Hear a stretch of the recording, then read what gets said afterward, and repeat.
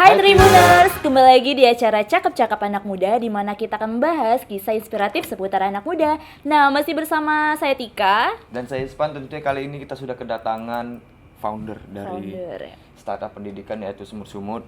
Ada Yogi Aji di sini. Halo Yogi. Halo Ispan, halo Tika. Halo Yogi. Kok udah tahu namanya? Tadi kan kenal. Oh iya. Halo Yogi, apa kabar nih? Lagi sibuk apa belakangan? Kesibukan sih seperti biasa ya, paling ngantor, pulang, nongkrong. Kayak Ispan juga lah. Nongkrong masih tetap. Nongkrong masih ya. tetap. Itu nggak bisa dihilangkan sih. Wah, nah kali ini kan kita kedatangan nih seorang founder dari Iya. Semut Sumut. Nah sebelum kita jauh membahas tentang Semut Sumut, kenapa nih dari Yogi? Kenapa namanya Semut Sumut? Dan milih itu mungkin Yogi Memilih udah itu.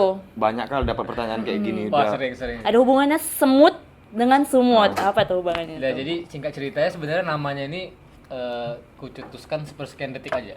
Ketika pada saat itu ada sebuah event di Jakarta, aku jelasin tentang programku, terus seorang nanya gitu kan nama programnya apa, itu terlintas gitu aja gitu. Tapi akhirnya aku cari filosofinya kan. Filosofinya sebenarnya semutnya itu kan binatang kecil ya. Yep. Binatang kecil, cuman dia itu bisa ngangkat massa yang lebih berat daripada berat badannya sendiri kan. Bahkan 10 kali lipat. Sumutnya itu Sumatera Utara sih. Jadi kayak Berarti- bahasa marketing aja sumut. berarti sebenarnya Sumut Sumut ini awalnya cuma instan aja. Instan aja namanya. Terus dicari filosofi Baru dicari belakangan. cocokologinya. Cari cocokologinya Iya, ya. cari cocokologi Dan belakangan. tepat juga nih. Tepat. Iya, tepat sih. Terus dari awal nih, kenapa kepikiran buat sumut-sumut di kala anak muda kan zaman sekarang lebih milih mikir untuk Bangun usaha usaha. kafe. Ya, ini sebenarnya termasuk keren usaha ya. juga, tapi dia lebih milih dirinya sendiri dulu. Aku mau nyari uang untuk diriku sendiri. Tapi Yogi malah membantu beberapa orang. alasan sih. Sebenarnya yang pertama kali experience pribadi ya. Aku nggak selesai pendidikan formal kan di universitas. Karena faktor finansial tentunya gitu. Dan yang kedua setelah banyak ikut di komunitas sosial, di yayasan sosial, aku pengen buat satu pergerakan sosial yang orang tuh nggak perlu ngasihanin loh gitu.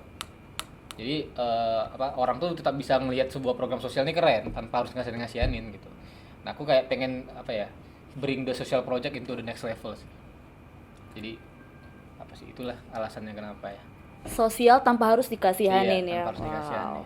Nah, ini semut-semut ini berdiri di tahun berapa Yogi? Tahun 2018, kita baru 2 tahun sih. 2018 2 tahun. Nah, boleh ceritain nih dari Yogi gimana sih awal-awal berintis dari semut-sumut ini gitu. Awalnya struggle ya, pasti ya. Semua usaha kan pasti awal-awal itu berdarah-darah dulu ya. Tahun-tahun pertama itu kita bahkan nggak punya duit sama sekali itu tuh. Jadi duit pribadi kita keluarkan dan kita sempat galang crowdfunding juga di salah satu platform online donasi. Itu yang kemudian membiayai operasional kita kan. Nah, setelah berjalan 6 bulan si donasi tadi, kita putusin untuk kita nggak mau terima donasi lagi deh gitu.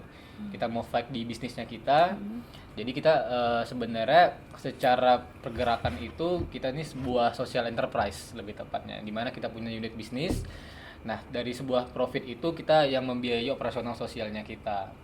Jadi ya aku rasa sih wajar-wajar aja kemudian ketika tahun-tahun pertama itu semua bisnis pasti struggle ya. Tapi alhamdulillah di tahun-tahun sekarang, tahun kedua menjelang tahun ketiga nanti ya kita udah settle lah. Mudah-mudahan. Tapi aku lihat di situs Sumut-Sumut ya. Sumut-Sumut itu adalah ruang belajar gratis untuk anak putus sekolah. Iya. Itu masih tetap Sampai selain sekarang. social enterprise tadi. Masih tetap sampai sekarang. Kita produk utama itu kalau kita ditanya orang ya, produknya apa sih? Ya kita buka pendidikan gratis untuk anak-anak putus sekolah gitu.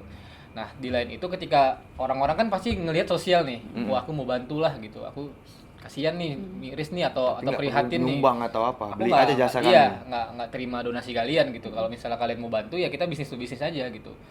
At the same time aku ngeberdayain anak-anakku yang udah belajar.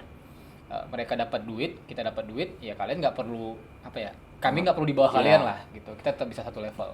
Wow. Yang menariknya berarti yang kalian jual ini jasa. Jasa. Selain ruang belajar tadi ya. Iya. Jasa. Itu jasa Jadi, seperti apa? Ibaratnya anak-anak ini kan kita sekolahin dalam tanda kutip ya. Kita buka 2 kelas, ada kelas desain komunikasi visual sama kelas sinematografi. Nah, let's say si A ini milih kelas desain komunikasi visual, dia belajar sama kita setahun.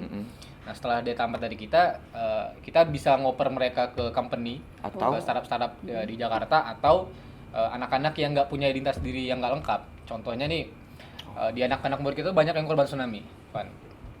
Di Aceh, di Mentawai gitu kan, keluarganya udah nggak ada, sorry to say, dan Even KTP aja mereka nggak punya gitu kan. Nah kita kan nggak bisa ngarapin perusahaan-perusahaan mau terima mereka. Iya, Iya. benar. Jadi solusinya buat mereka adalah kita buka agensinya kita gitu. Kita buka jasa desain, jasa video, segala macem. Ya udah mereka jadi talentnya. Mereka kita gaji di situ. Ini total udah ada berapa anak nih Yogi yang ada di semut-semut? Kalau tahun pertama kita dapat 50 anak. Wow, 50 anak. 50 anak. Kalau tahun kedua ini kita nggak sanggup banyak-banyak juga kan. Karena apa ya, murid-murid kan kita asramain. Kita asramain di kantornya kita, segala macam kebutuhan tuh kita penuhin. Bahkan murid-murid dari luar kota juga kita ongkosin ke Medan gitu. Jadi kita batasin sih kuantitasnya. Wah, ini berarti udah puluhan anak nih ya yang ada di semut-semut. Dan gimana awalnya untuk mengajak mereka tertarik nih gabung ke semut-semut? Apa ya? Jadi sebenarnya kalau di kita tuh kita no bullshit no motivation sih. No Kita bullshit nggak motivation. pernah bilang ke murid-murid tuh, ayo kalian belajar, rajin segala macam biar pintar. Ya jujur aja, aku dulu di sekolah bandel-bandel, kita bandel-bandel dulu di sekolah kan, ngapain kita sok-sok nge-sounding anak-anak murid kita untuk belajar biar pintar. Ya aku bilang ke anak-anak, kalau mau berduit ya kerja yang layak gitu. Tapi sayangnya lu belum punya skill nih untuk kerja layak. Paling nggak kalau lu ngelamar kerja di perusahaan lu cuma dikasih kain lap, suruh ngelap-ngelap gitu kan. Nah kalau mau berduit, mau berpenghasilan layak ya belajar dulu nih, belajar desain kayak atau belajar video gitu kan. Jadi apa ya, kita sentuh hal-hal yang membuat mereka iya realistis ya gitu. Ya alasan mereka kemudian untuk bisa menyemangati mereka biar mereka temukan sendiri aja. Berarti cuma nggak terlalu sulit lah. Nggak terlalu sulit sih mudah-mudahan. Jadi kayak misalnya anak-anak murid kita kan umurnya 23, 22 gitu-gitu ya. Kita bilang ke mereka 4 atau 5 tahun lagi kan kalian mau nikah. Kalian kan laki-laki, mau nikah pakai apa gitu. Pengen punya motor nggak? Pengen punya handphone nggak? Pengen. Ya udah belajar dulu. Setelah belajar lu skill lu oke, udah kita cari duitnya sama-sama gitu. Semut-sumut ini kan udah 2 tahun nih. Udah 2 tahun. Menurut Yogi di titik sekarang ini apa perasaan Yogi udah sampai di titik sekarang? Apakah udah puas atau apa gitu? Apa ya? Jawaban jujur aku masih merasa kosongnya sebenarnya. Kosong. Masih merasa kosong. Kenapa? Apa ya? Kita itu udah, kalau aku ngomongin penghargaan ya, dari Medan kita udah pernah dapat, dari Jakarta, Kamboja, Spanyol bahkan kita pernah gitu. Aku ngerasa itu nggak ada aja gitu. Kenapa? Kalau Kenapa ya? Karena masih banyak sebenarnya hal-hal yang belum tercapai. Kalau seperti orang-orang kan luar cuman ngelihatnya udah nih ada anak putus sekolah, kalian didik, kalian cariin pekerjaan yang layak gitu udah kan. habis Udah habis. habis. Selesai. Tapi aku rasa aku nggak itu tujuan awal gitu. Tujuan awal aku sebenarnya pengen ngerubah dari segala segala lini gitu. Jadi kalau teman-teman ngelihat Instagram kita atau sosial media kita selalu pasang sebuah slogan break the stereotype. Nah kita pengen ngepecahin stereotip itu sih. Bahwasanya lu nggak harus bukan berarti lu kuliah, lu S1 segala macam lu bisa nyepelein anak-anak yang nggak sekolah bos gitu. Dan itu break the stereotype tadi nggak mudah. Nggak mudah, nggak setahun 2 tahun Iya. bos. Jadi mindset masyarakat tuh yang pengen kita rubah sih. Karena kan biasa kalau kita ketemu nih orang lama atau teman SMP, teman SMA, pertanyaan pertama pasti aku jamin ya, Kerja di kuliah di mana gitu. Atau kulit. Kau dulu alumni mana gitu. Iya. Kenapa sih harus itu pertanyaannya gitu. Nggak mikirin apa perasaan orang-orang yang nggak kuliah gitu. Dia mau jawab malu, dia nggak jawab gimana gitu kan. Jadi ya harusnya pembicaraan di meja tongkrongan tuh hanya sebatas lu kerja apa, lu skill lu apa, attitude lu baik, udah selesai gitu. Nggak usah bawa-bawa embel-embel latar belakang sosial kan. Siap. Tapi kebanyakan masih seperti itu ya. Masih seperti itu. Makanya pengen kita pecahin si stigma itu. Wow. Nah, ini kan 2 tahun berjalan Yogi. Gimana nih waktu awal merintis tanggapan orang tua dan teman-teman sekitar nih ketika Yogi bangun semut-semut ini? Awalnya sih pasti ya namanya orang tua kan. Ya lu bukannya nyari duit malah buang-buang duit gitu kan. Cuman ya aku bisa yakinin ke orang tua.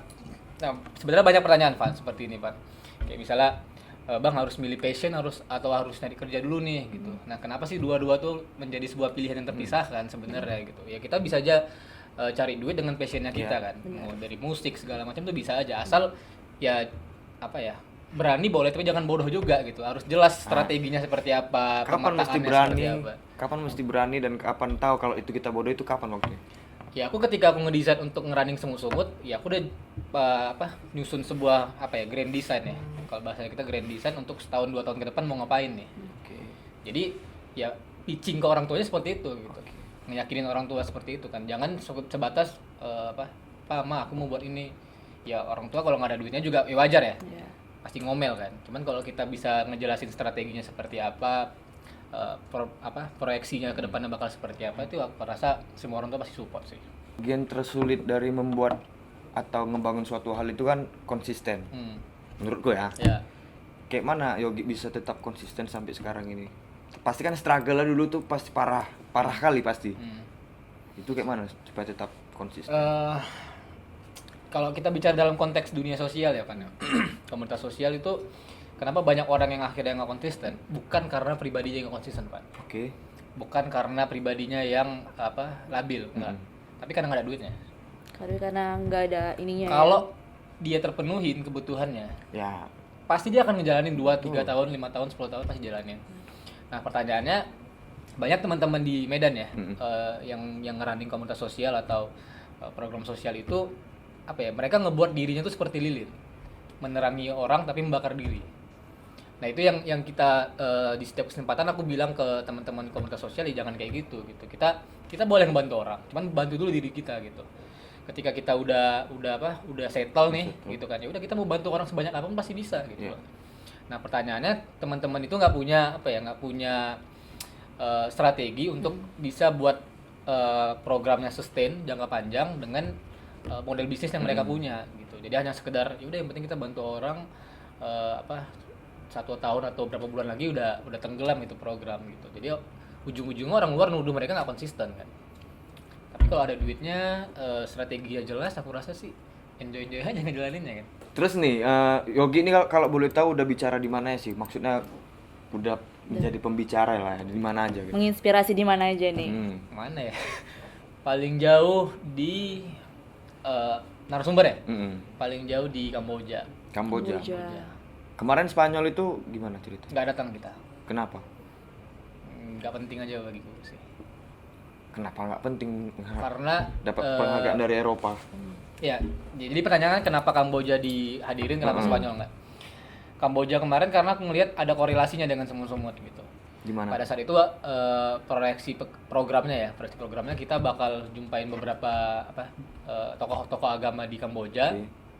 Dan di Kamboja itu kan masyarakatnya sama ke Indonesia kan, masih Kurang banyak lebih. masyarakat yang kurang mampu gitu kan, dan kita yakin kita bisa scale up ke situ jangka panjang ya.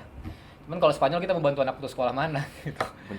Dan dalam konteks Spanyol itu kita dapat penghargaan kan aku lupa the best social program di Asia Pasifik. Kita diundang ke Barcelona selama 9 hari. Cuman aku bilang ke teman-temanku yang ngapain berangkat gitu kan. Yang penting kan kita dapat penghargaannya, bukan kita harus ke Spanyolnya gitu. Nah, kenapa? Karena di bulan 9 tahun lalu tuh harusnya berangkat. Bulan 9 itu adalah bulan kelulusannya anak-anak murid. Jadi aku bilang ke teman-temanku, mana nih yang lebih penting? Mau ke Spanyolnya atau mau mastiin lulusan pertama kita, angkatan pertama kita tuh lulus dengan standarnya kita gitu. Jangan hanya karena urusan-urusan hedonisme, pengen lihat Camp Nou, pengen lihat Barcelona, kita mengabaikan kualitas pendidikan kita kan. Padahal itu dibiayai kan? Gratis 5 tiket. Wow. Dan itu ditolak gitu. Bawa badan doang. Milih untuk menghadiri kelulusan para siswa angkatan pertama ya Yogi Iya, ya? karena kan itu yang intinya semut-semut kan. Iya. Jadi pertanyaan orang kan semut-semut lulusan apa nih? Bagus nggak? Itu kan, bukan semut-semut udah pernah ke Spanyol belum kan? Nggak kayak Iya, gitu benar. pertanyaannya. Dan Betul juga. pada lulusan pertama ini udah kemana aja nih lulusannya? Ada yang udah kerja di salah satu perusahaan media di Jakarta. Gitu. Wow. Jadi ya perusahaan-perusahaannya yang perusahaan bukan yang perusahaan konvensional ya, karena kan perusahaan konvensional rata-rata standar mereka untuk menerima karyawan itu kan cukup ketat ya, harus S1, pengalaman minimal 2 tahun gitu-gitu. Jadi kita lebih ngoper mereka tuh ke perusahaan-perusahaan startup yang pembicaraan itu hanya sebatas skill, portofolio bagus, attitude lo bagus, udah selesai. Bangga gak dari Yogi akhirnya anak-anak didikannya bisa berkarir nih? Bangga sih pasti ya. Cuman aku pengennya tuh ada mimpi-mimpi liar lah kan. Mimpi-mimpi liar gue kayak aku sering nonton film juga ya. Sering nonton film kayak ada satu film dia film Gundala tau nggak? Gundala. Jadi kan si bapaknya ini nelpon anggota-anggotanya kan. Terus pas sekali telepon anggota-anggotanya langsung datang. Aku pengen kayak gitu tuh. Jadi sekali telepon kapanpun aku butuh anak-anakku datang semua gitu. Sigap langsung ya. Jadi biar aja mereka mau kota mana ya serah aja lah. Tapi kesimpulannya bangga lah. Bangga pasti. Itu salah satu muridku juga tuh. Siap. Wow. Dan ini total tim ada berapa nih sampai sekarang?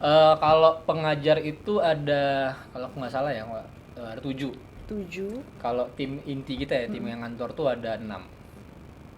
Tim inti itu terdiri dari Macam-macam, ada yang creative director, ada yang ngurusin produk, ngurusin anak-anak ya, ada yang business development, marketing. ya gitu-gitulah. Dan itu stay dari Pagi ke periode sore. pertama. Oh, Periode pertama atau ada Enggak. silih berganti nih? silih berganti pastinya. Silih berganti. Iswan masih tahu juga ya kan. Karena teman-teman juga kan di luar gitu. Terus nih selama mendirikan Semut-Semut nih, apa yang paling berkesan bagi Yogi bukan selain ya, maksudnya dari udah bicara sampai Kamboja, udah Indonesia, Jakarta gitu. Maksudnya yang paling berkesan tuh di mana? Yang paling berkesan satu sebenarnya. Apa tuh? Dulu pernah, tahun lalu ya, pernah satu muridku itu dia kan kita pengen lempar kerja ya di perusahaan startup. Terus dia pada saat itu masih usia 17 tahun. Terus dia nggak punya KTP kan, belum punya KTP. By the way dia ini murid kita yang paling rendah lah perekonomiannya sepanjang sejarah kita gitu. Dan dia cuman tamatan SD. Nggak tamat SD, sorry. Nggak tamat Dia SD. nggak tamat SD SD. bahkan.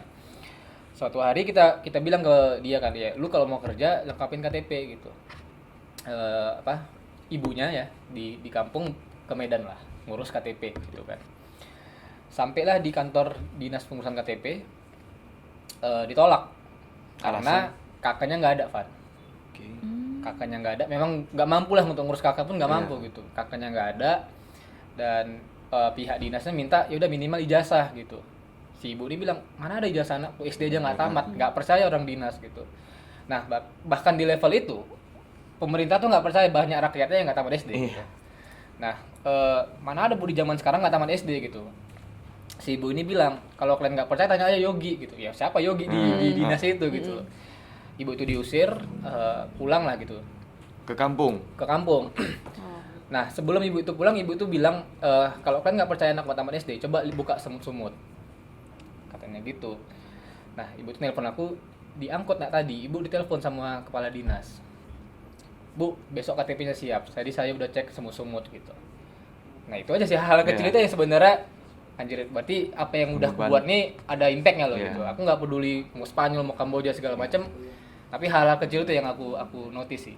Dan itu secara nggak langsung kan itu bantuan yang sangat besar bagi Iya, bagi satu, yang kedua kan berarti apa ya, yang kita buat selama ini kan dapat kredibilitas nih. Iya. Bahkan dari yang sama sekali ditolak nggak bisa ngurus KTP, besok langsung siap KTP-nya hanya karena dia ngelihat Instagramnya kita. Gitu. dan setelah dia udah melakukan KTP Dia kerja. di apply. Iya. Oh. Nah kalau dari Yogi sendiri masih ada inget nggak kata-kata yang paling berkesan dari anak murid Yogi untuk Yogi? Atau untuk dari semut-semut, untuk semut-semut? Jujur anak-anak muridku bandel-bandel sih. Wow, bandelnya kayak gimana tuh? Dan memang aku seneng yang kayak gitu-gitu ya. Aku nggak, kalau ada muridku yang terlalu cupu gitu, terlalu kutu buku, aku kadang marahin gitu. Ngapain sih, belajar aja. Ya aku nggak suka juga gitu. Dulu padahal sering kita ajak nongkrong anak-anak kan. Ada 1-2 murid yang pastinya adalah kutu buku gitu kan. Ya aku nggak suka gitu. Aku bilang nggak usah kayak gitu kali belajarnya, santai aja gitu. Nah kata-kata yang paling ngena tuh ketika kita ulang tahun semut-semut gitu kan. Jadi kita kan udah 2 tahun dan di Agustus kemarin kita ulang tahun yang kedua. Itu ada satu anak muridku bilang ini anak murid yang paling bandel lah gitu. Jadi ketika dia mencoba sedih, aku yakin itu natural karena selama ini dia chaos sekali boy gitu. Oh. Dia chaos sekali gitu dan bandel gitu kan. Dan di hari ulang tahun itu dia ngucapin kayak terima kasih gitulah. Ya itu sih yang deep lah kan gitu. Karena Dan dia selama ini dia bandel sungguh-sungguh iya. Dari hati, wow. Terus nih target Semut-Semut nih ke depan nih. Udah sekian banyak penghargaan, terus apa lagi maunya? Program-program project ke depannya nih. Tadi aku barusan bahas di mobil sih sama anak muridku. Aku pengennya ke depannya semut-semut udah bubar boy. Sebenarnya. Pengennya Iya, kita sepakat satu kantor tuh kita pengen semut-semut kita bubarin. itu kenapa? Terlalu naif sih memang. Cuman kita nggak pengen ada terus-terusan anak putus sekolah di Indonesia. Gitu. Jadi selain teman-teman tahu di pihak luar tahunya kita tuh buka ruang belajar gratis untuk anak-anak putus sekolah. Di balik itu sebenarnya kita grassroots kita jalan, boy. Jadi kita punya banyak basis relawan di berbagai kota di Indonesia. Kita ngeriset, kita ngedorong sebenarnya pemerintah untuk buat satu regulasi tetap atau regulasi yang pasti dieksekusi dengan baik juga untuk bagaimana anak-anak di Indonesia tuh nggak bingung lagi kalau mau sekolah gitu. Minimal biasanya tamat SMA aja deh gitu. Wajib belajar 12 tahun yang dijanjikan pemerintah tuh harusnya dilaksanain gitu. Nah, ketika itu sampai kan kita nggak punya market lagi. Iya. Siapa lagi market kita gitu. Jadi pengennya kita gitu sih, nggak ada lagi anak putus sekolah, semua orang-orang itu udah bisa sekolah dengan layak, dengan berkualitas tinggi juga pastinya. Nah, ketika kita nggak punya market lagi, udah ngapain, bubar aja lah. Social enterprise-nya Kita cari permasalahan yang lain. dengan nama lain mungkin. Iya, 10 tahun 20 tahun ngurusin anak putus sekolah bosan juga kan. Oke, nah ini kan Semut-Sumut udah tahun kedua di periode Iya. kedua nih. Kalau misalnya mau teman-teman lain mau ikut gabung ke Semut-Sumut gimana nih?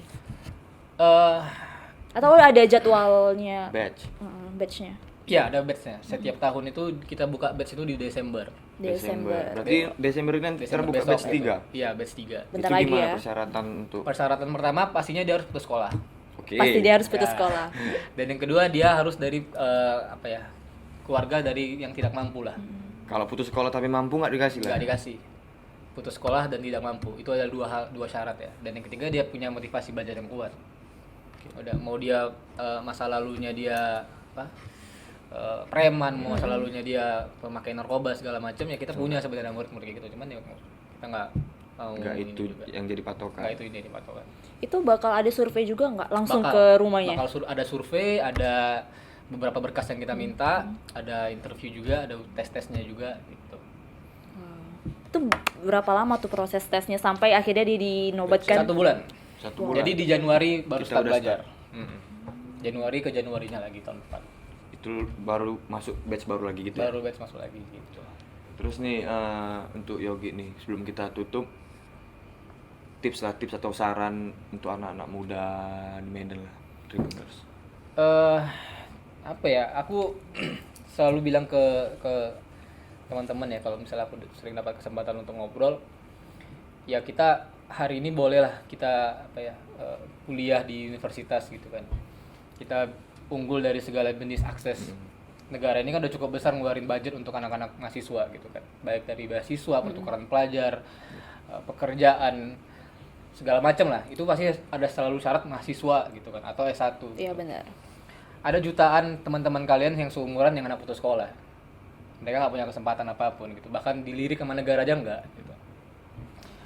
Aku pengen bilang aku punya banyak contoh puluhan anak-anakku yang putus sekolah nggak tamat SD. Ya hari ini mereka bekerja lebih baik daripada kalian gitu. Jadi prepare yourself, jangan sekedar ngelihat kanan kiri, oh sainganku nih mahasiswa mahasiswa ini enggak.